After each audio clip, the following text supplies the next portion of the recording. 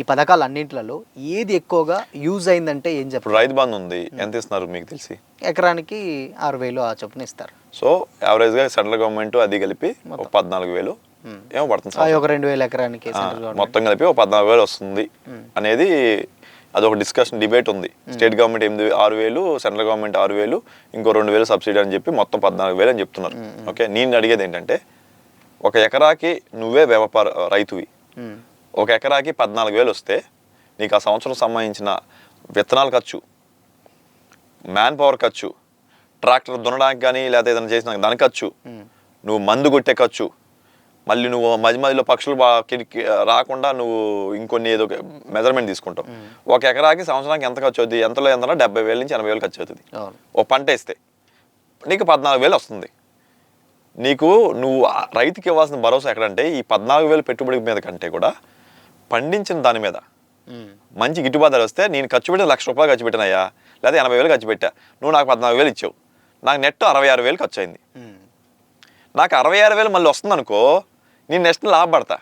నాకు 60,000 వస్తుందా? రావట్లేదు. అంటే ఎక్కడ మనం ఎఫర్ట్స్ పెట్టాలి? 14,000 మీద కాదు ఎఫర్ట్ పెట్టాల్సింది, అమ్మిన పంటకి మంచి ధర ఇప్పించగలుగుతున్న దాని మీద ఫోకస్ పెట్టాలి, మన ఎఫర్ట్స్ పెట్టాలి. ఈ 14,000ని వాళ్ళు పండించుకున్న దగ్గర నుంచి స్టోర్ చేయడం కానీ, బయట మార్కెటబుల్ చేయడం కానీ, దీని మీద ఖర్చు పెడితే ఎలా ఉంటుంది? పెడుతున్నారు ఎఫర్ట్స్, కానీ డబ్బులు ఎక్కువ పెట్టట్లా, తక్కువ పెడుతున్నారు. ఎందుకంటే నీకు అది కనపడదు కదా. నీకు రోడ్డు వేసింది నాకేమి ఇచ్చావు అంటాడు రైతు, నీకు ఓటేయాలంటే. ఒక గిడ్డంగి పెట్టి తక్కువ ఇంట్రెస్ట్కి లేదా గిడ్డంగి పెట్టి ఉచితంగా సేవ్ చేయాలంటే నీకు డైరెక్ట్ కనపడదు బెనిఫిట్, జేబులో రావట్లేదు డబ్బులు. అందుకని ఇలా రాజకీయ నాయకులు ఇండైరెక్ట్గా థింక్ చేసి ఇలా జేబులో పడితేనే వాళ్ళు మనల్ని గుర్తుపెట్టుకుంటారు అనే మైండ్ సెట్తో ఉచితాలను ఎక్కువ అలవాటు చేస్తున్నారు. ఎక్కడ పని చేయాలో అక్కడ పని చేయట్లేదు. ఇలాంటి సిస్టంలో చాలా ఉన్నాయండి. కాకపోతే పనికొచ్చే పథకాలు అయితే నాకైతే ఒకటి కూడా అనిపించలేదు. ఒకటి ఇప్పుడు ఉన్న దాంట్లో నాకైతే ఏది అనిపించలేదు. ఇప్పుడు ఉన్న దాంట్లో ఏది కూడా నాకు ఒక బస్సు అయితే ఒకటి బెనిఫిట్. బస్సే ఎక్కువ మంది చాలా మంది లేదు కరెక్ట్ కాదంటారు. లేదు బస్సు తీసి ఎక్కడి నుంచి కొండలు పోతా ఉంటే ఎదర గింజలు పట్టుకున్నట్టు ఉంటుంది. కానీ ది వాల్యూ ఆఫ్ బస్సు ఏదైతే ఉందో అది కంపారిటివ్లీ తక్కువ. దాని వాల్యూ నెలకు టికెట్లు తెగుతాయి కదండి. టికెట్లు తెగిన మొత్తం కలిపి 80 కోట్లు ఎంత, సంవత్సరం మొత్తం కలిపి లేదా సంవత్సరం మొత్తం కలిపి 1000 కోట్లు.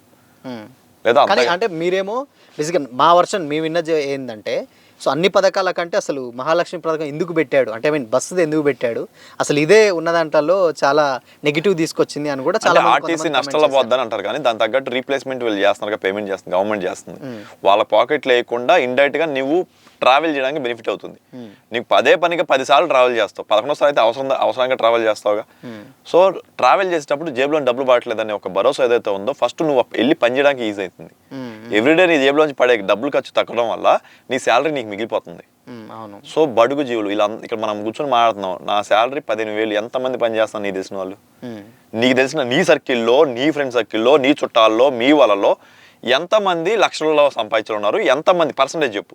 లెస్ దెన్ 20,000 మంది సంపాదించులు ఉన్నారు. ఎక్కువ పర్సంటేజ్ 20,000. రోజుకి నాకు వెళ్ళి రావడానికి బస్సుకి 200 రూపాయలు అంటే నెలకు వచ్చేసరికి ఎంత? 6,000 కదా. నా మేజర్ అమౌంట్ వెళ్ళిపోతుందిగా. 6,000 ఇప్పుడు నీకు సేవ్ చేస్తున్నానా అంటే నీ 20,000 నీకు వస్తుందా? అంటే ఇది అంటే ఫీమేల్స్ కదా, మరి మేల్స్ కు అలానే పెట్టారు కదా. కానీ అంటే మేల్ ఎప్పుడు కూడా మన అలా ఏం థింక్ చేస్తా అంటే వీళ్ళు ఇంకా ఎక్కువ అమౌంట్ ఎర్న్ చేస్తారు, వీళ్ళు ఎక్కువ ఎర్నింగ్ కెపాసిటీ ఉన్న మనుషులు కాబట్టి వీళ్ళకి ఇవ్వక్కర్లేదు అనే ఉద్దేశంతో. కానీ మరి లేదు కదా, అంటే లేని వాళ్ళకి బెనిఫిట్ అది. అలాగా ఇప్పుడు దిగువ దరిద్రేఖ ఉన్న వాళ్ళందరికీ ఇవ్వమనే అంటున్నారు. ఇప్పుడు రీసెంట్ గా ఎకనామిక్ వీకర్ సెక్షన్ అని ఈడబ్ల్యూఎస్ అని స్కీమ్ వచ్చింది. లెస్ దెన్ 8 lakhs అని వాళ్ళే డిక్లేర్ చేశారు.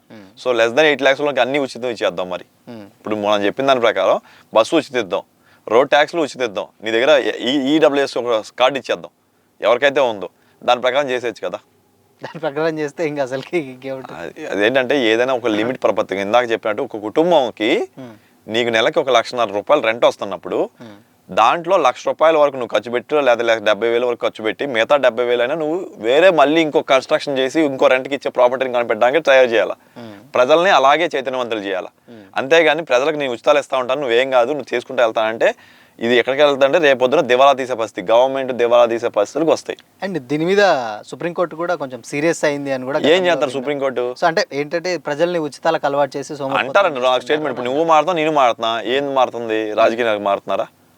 దీన్ని ఏమైనా పాలసీ చేయగలరా, రాజ్యాంగం మార్చగలరా? మార్చే హక్కు ఉంటుందా అసలు ఏంటి? రాజ్యాంగం మార్చాలంటే అన్ని రాజకీయ పార్టీలు అందరూ కలిసికట్టుగా ఒక డెసిషన్ తీసుకోవాలి. అంటే ఇలాంటి రూల్స్ ఏమన్నా పెట్టే ఛాన్సెస్ ఏమన్నా? అంటే దీన్ని డైరెక్ట్గా అలా చేంజ్ చేయలేమండి, ఎందుకంటే మనం ఎప్పటి నుంచో వేలునుకుపోయింది మన సిస్టంలో. రాజకీయ వ్యవస్థని ఓటు కోసం రకరకాల విధానంతో వేలునుకుపోయింది కదా. దీన్ని ఎలా తగ్గించగలం అంటే ఒక పార్టీ అధికారంలో రావడం అనేది, ఇప్పుడు 163 వచ్చి వాళ్ళు వచ్చారు, 11 వచ్చి వైఎస్ఆర్సీపీ వచ్చింది.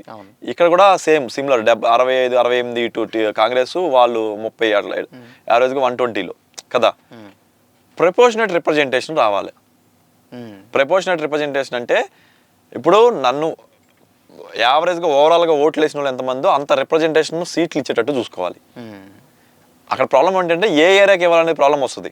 ఇప్పుడు ఒక ఏరియాలో ఒక చోట 41% వచ్చింది, ఒకరికి 37 వచ్చింది. మరి నాకు 37 వచ్చింది కాబట్టి నాకు నా ఎమ్మెల్యేని కూడా కూర్చోబెట్టి అంటే గొడవ అయిపోతుంది. గెలిచినోడిదే కూర్చోబెట్టాలనేది కదా లాజిక్. అలా కాకుండా నీ టోటల్ రిప్రజెంటేషన్లో ప్రపోర్షనేట్ రిప్రజెంటేషన్ అపోజిషన్ కూడా ఉండాలి, ఓట్లు వేసిన వాళ్ళు. దట్ మీన్స్ వీళ్ళని అట్రాక్ట్ అయ్యారంటే వీళ్ళకి యొక్క మేనిఫెస్టోని అట్రాక్ట్ అయ్యే కదా వాళ్ళు ఓటేసింది. సో వాళ్ళ రిప్రజెంటేషన్ ఉంటే నీకు మనమే అధికారంలో ఉంటాము, మనమే ఎక్కువ మంది ఉంటాం అనే ఏదైతే ఉందో తగ్గిద్ది కొంచెం. అదొకటి. రెండోది పాలసీ మేకర్ని, అంటే రాజ్యాంగాల్లో యాక్ట్లను చేసే వాళ్ళు ఏమో వేరే వాళ్ళు ఉండాలి, ఇక్కడ ఎగ్జిక్యూషన్ గవర్నమెంట్లో ఉండాలి వేరే వాళ్ళు ఉండాలి. అప్పుడేమది యాక్ట్ చేసేది నేనే, చట్టాలు చేసేది నేనే అన్నప్పుడు నాకు నచ్చిన రాష్ట్రం నేను చేసుకున్నప్పుడు, నేను వచ్చినప్పుడల్లా ముందు వచ్చిన వాళ్ళు పోలవరం బాగాలేదంటాము, వెనక వచ్చిన పోలవరం బాగాలంటే కాళేశ్వరం బాగుందంటాము, బాగాలేదంటాం. అట్లా కాకుండా చట్టం చేయాల్సిందేమో ఎగువ సభలు అంటాం, గుర్తుందా, రాజ్యసభ అని. రాజ్యసభలో ఎప్పుడు కూడా చట్టాలకి చేసేటట్టు వాళ్ళు దీంట్లో రాకూడదు, వాళ్ళకి గవర్నమెంట్కి సంబంధం ఉండకూడదు. అప్పుడు ఏమవుద్దంటే వాళ్ళు ఫ్యూచరిస్టిక్ వేలో చట్టాలు చేస్తారు, వీళ్ళు ఉన్న చట్టాలు మాత్రం ఇంప్లిమెంట్ చేయడానికి అవకాశం ఉంటుంది. వీళ్ళు ఓన్లీ ప్రపోజల్ పెడితే వాళ్ళు ఆలోచించి చేయాలా, వీళ్ళకి లింక్ పెట్టి వాళ్ళకి లింక్ అరే మన పార్టీ ఎంపీరా కాబట్టి ఈ చట్టం పాస్ అయ్యేలా చూడు. అలా కాకుండా గవర్నమెంట్కి అంటే రాష్ట్రానికి ఏం అవసరమో దేశానికి ఏం అవసరమో దానికి తగ్గట్టు ఒక చట్టాల రూపకల్పన చేస్తే దాన్ని ఇంప్లిమెంట్ చేయడానికి ఓన్లీ ఐఏఎస్లే ఉండాలి. రాజకీయ నాయకులు డైరెక్ట్గా వెళ్ళకూడదు, వాళ్ళకి డెసిషన్ పవర్ రాకూడదు. కానీ అది పాసిబుల్ కాదు కదా. నేను అదే చెప్తాను, ఇందాక అడిగావు కాబట్టి చెప్తున్నాను. How this can be changed, this is the only way we can change. లేకపోతే ఇప్పటికే అందరూ పొద్దున్న లేచిన దగ్గర నుంచి అప్పులు ఏ రోజు న్యూస్ పేపర్ చూసినా అప్పులు తీసుకుంటున్నా ఉంటున్నాం. డైలీ అన్ని కోట్లు, ₹1,00,000 సంపాదించిన నెలకి మనం నానా సంఖ్యలు లాగుతుంటే వాళ్ళు ఊరి నెల వచ్చేస్తుంది అప్పు పడుతుంది గవర్నమెంట్లకి ఏదోటి చూపించి. ఎఫ్ఆర్ఎంబి లిమిట్స్ అని అంటారు, అంటే ఇప్పుడు నీకు ఐటీ రిటర్న్ బట్టి నీకు లిమిట్స్ ఉంటాయి. సేమ్ వే సెంట్రల్ గవర్నమెంట్ ఒక లిమిట్ ఇచ్చింది ఎఫ్ఆర్ఎంబి లిమిట్స్ అని, అంత లిమిట్లోనే నువ్వు లోన్ తీసుకోవాలని చెప్తారు. వీళ్ళు దాన్ని తిమ్మిని బమ్మిని చేసి అంత అమౌంట్ చూపించేసి ఇంత ఇన్కమ్ వస్తుందని చూపించి ఆ ఎఫ్ఆర్ఎంబి లిమిట్లో అప్పు చేసేస్తున్నారు. ఇప్పుడు ఎఫ్ఆర్ఎంబి లిమిట్ గవర్నమెంట్కి అయిపోయింది. ఇందా మీకు చెప్పే కదా ఫ్యామిలీ మెంబర్స్తో అని చెప్పి వేరే కార్పొరేషన్ స్టార్ట్ చేస్తున్నారు, కార్పొరేషన్లో లోన్ తీసుకుంటున్నారు. కార్పొరేషన్కి ఎఫ్ఆర్ఎంబికి సంబంధం లేదు, ఎందుకంటే గవర్నమెంట్ వేరు, కార్పొరేషన్ ఈజ్ ఇండిపెండెంట్. దాంట్లో లోన్ తీసుకుని దాన్ని డైవర్ట్ చేస్తున్నారు. కాగ్ వాళ్ళు రైజ్ చేస్తున్నారు, సిఏజీ వాళ్ళు రైజ్ చేస్తున్నారు పాయింట్ని, చెత్తబొట్లో పడిపోతున్నాయి, జరుగుతూనే ఉంది. ఇంకా ఈ సిస్టమ్ అంటే ఇప్పుడు ఈ పథకాలు ఇవే కాకుండా చాలా మంది వేరే కంట్రీస్లలో కూడా ఈవెన్ ఒక విద్యా వైద్యానికి తప్పితే మిగతా వాటికి స్కీమ్స్ ఉండవు. బట్ మన కంట్రీలో మాత్రం ఈ రెండింటికి తప్పితే మిగతా అన్నిటికీ కూడా ఉంటాయి. నేను అడిగేది, నేను కంక్లూజన్గా నేను చెప్పదలుచుకుంది ఏంటంటే, ఎంత మాట్లాడినా కానీ మనకు కావాల్సిన విద్య, వైద్యం అండ్ బేసిక్ ఒక ఇల్లు, ఈ 3 తప్పితే మిగతా పథకాలన్నీ రద్దు చేసేస్తే ఎవ్రీబడి హ్యాపీ. ఎందుకంటే నువ్వు ఇంట్లో ఉండడానికి ఫ్రీగా ఉంటున్నావు, ఏమన్నా జబ్బు చేస్తే హాస్పిటల్కి వెళ్తావు, ఉచితంగా విద్య ఉంటుంది. ఇక్కడ నుంచి నీ సత్తా, ప్రతి ఒక్కరిది వాళ్ళ సత్తా.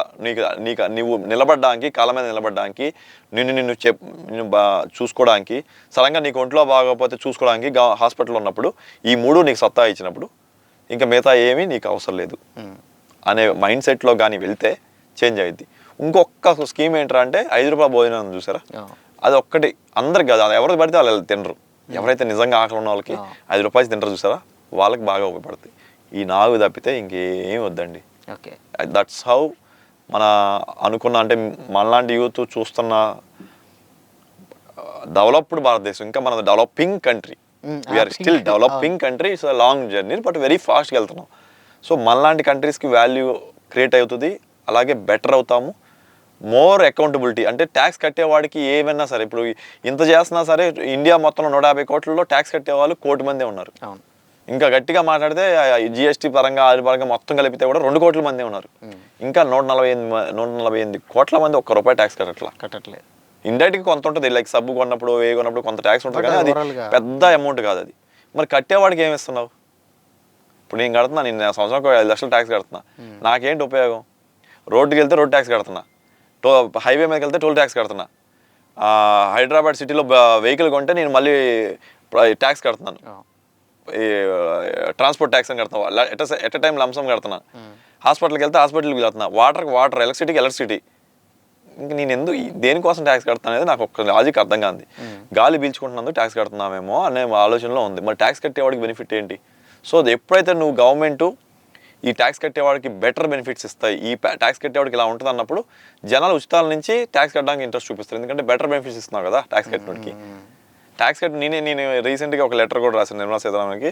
యాజ్ అన్ ఇండివిజువల్గా నేను లెటర్ రాస్తే నన్ను ఎవరు పట్టించుకున్నో తెలియదు కాబట్టి నా లెటర్ అయితే పంపించాను. ఏంటంటే ఇఫ్ నేను సంవత్సరానికి ₹1,00,000 ట్యాక్స్ కడితే ₹1,00,000 ఎంతైతే వాల్యూ ఈక్వల్గా ఉందో మెడికల్ ఇన్సూరెన్స్ అతనికి ఫ్రీగా ఉండాలి, లైఫ్ ఇన్సూరెన్స్ కవరేజ్ అవ్వాలి. ఓకే, ఇలా రాశారు.